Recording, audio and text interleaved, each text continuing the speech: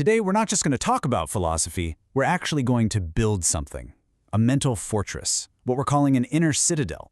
Think of this as a practical blueprint, taking the timeless wisdom of Schopenhauer and engineering it for our crazy modern lives. All thanks to Sir Abid Ali Shahid. It's designed for one thing, to build real, lasting inner peace. So, let's get into it. And right there, that's the key. This one idea is the starting point for everything we're about to cover. It really pinpoints the source of so much of our daily stress and frustration. See, it's not the world that's the problem, it's the lens of our own expectations we're looking through. See, before we can build anything new, we've got to diagnose the problem with the old foundation. It's kind of like running a diagnostic check on your mind's default operating system. And let's be honest, for most of us, it's pretty broken. This image just lays it all out, doesn't it? Reality? Well, reality is that steady baseline. But our expectations, they're always creeping upwards, wanting more, wanting different. And that orange wedge, that gap between the two, that's what we call the zone of suffering. The wider that gap gets, the more pain we end up inflicting on ourselves. But here's the good news. You don't have to live in that zone. The solution isn't just a few tips and tricks. No, it's a complete architectural blueprint. A new framework to totally rebuild your mind from the ground up and turn it into a place of genuine strength and peace. So here it is, the master plan. The inner citadel is a structure, and it's built on 4 key pillars, in a very specific order.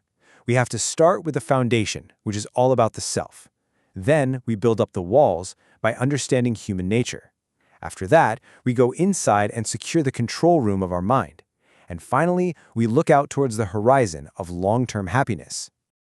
All right, you ready? Let's get to work.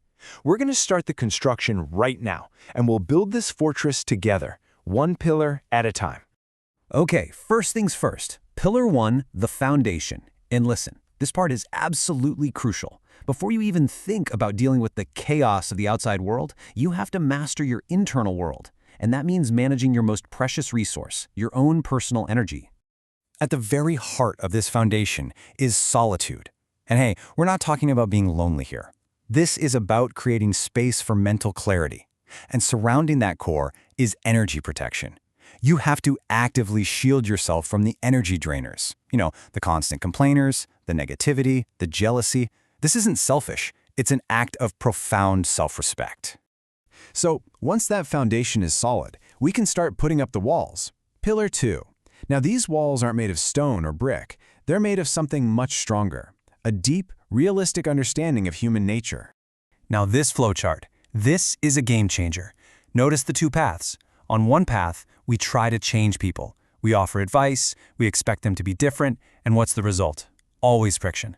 But then there's the other path. We accept people for who they are, and we set firm boundaries for ourselves, and that path leads to peace.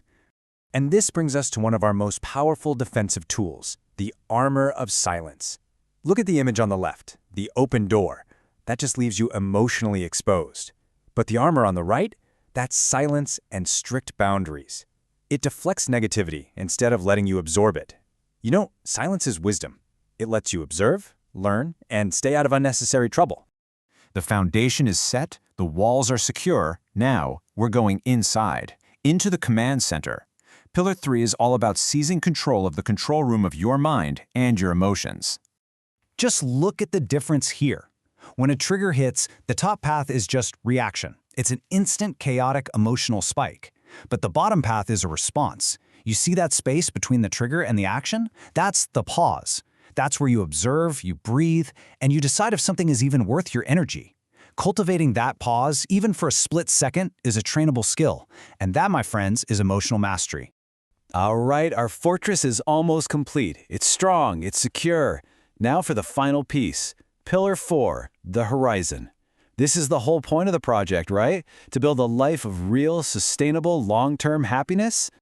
Think of this chart like a map. It shows you the exact coordinates of happiness. Down in the bottom right, you've got low peace and high drama. That's a world of ego and gossip. But our destination? It's that top left quadrant, high peace, low drama. True happiness isn't found in those big, flashy achievements. It's found in a quiet, meaningful routine. So after all this work, what's the payoff?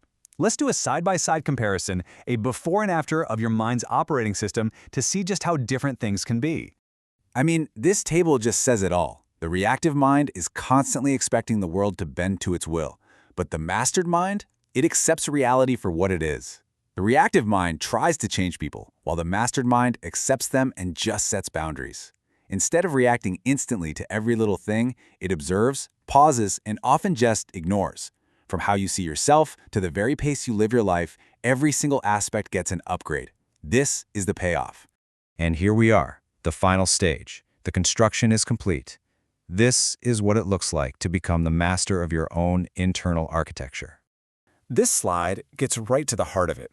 You see, peace is not about the absence of chaos outside. It's about the presence of order inside. And it's achieved with a really powerful formula. The kind of relentless discipline you see in a David Goggins, plus the radical ownership of a Jocko Willink, all combined with the timeless wisdom of a Schopenhauer. You put those together and you forge an elite human. And really, that's what it all comes down to, isn't it? It's a choice, and it's a daily practice. Master your internal architecture. Build your inner citadel, because believe me, the world outside will never stop trying to find a way in.